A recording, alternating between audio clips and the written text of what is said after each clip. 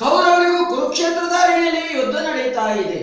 ಕೆಲವು ದಿನಗಳ ಯುದ್ಧ ಕಳೆದು ಹೋಗಿ ಇಂದಿನ ದಿನ ಗುರುಗಳಾದಂತಹ ದ್ರೋಣಾಚಾರ್ಯರು ಚಕ್ರವ್ಯೂಹ ಎನ್ನುವಂತಹ ಕೋಟೆಯನ್ನ ನಿರ್ಮಾಣ ಮಾಡಿದ್ದಾರಂತೆ.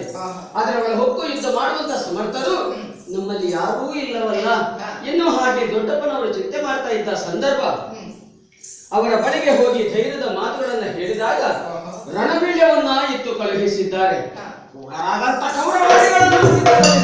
ಬೇಕೆನ್ನುವಂತ ಉದ್ದೇಶವನ್ನು ಇರಿಸಿಕೊಂಡೇ ನಾನು ಹೊರಟಿದ್ದೇನೆ. ಅಕ್ಕರೆ ನಿಮ್ಮ ನೆನಪಾಯಿತು ತಾಯಿ. ಯಾವುದೇ ಒಂದು ಕಾರ್ಯದಲ್ಲಿ ಮಕ್ಕಳು ಮುಂದೆ ಹೋಗಬೇಕಿದ್ರೆ ಹೆತ್ತ ತಾಯಿಯ ಆಶೀರ್ವಾದ ಪ್ರಾಮುಖ್ಯವಂತೆ. ಯುದ್ಧ ಕ್ಷೇತ್ರದಲ್ಲಿ ಆ ಗೆಲುವು ನನ್ನದೇ ಆಗುವಂತೆ ಆಶೀರ್ವಾದ ಮಾಡಿ ಅಮ್ಮ. ಕೂಡ ಚಕ್ರವ್ಯೂಹದ ಕೋಟೆಯನ್ನು ಮುರಿಯುವುದು ಅಷ್ಟು ಸುಲಭಂತ ಮಗನೇ.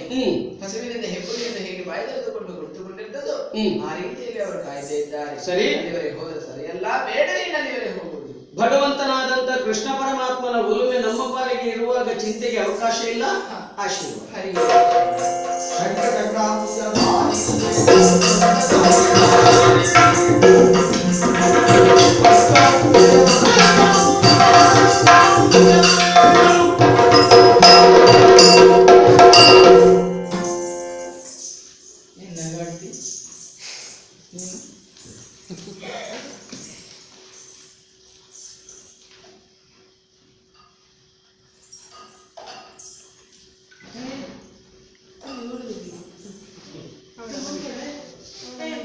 Apa sih?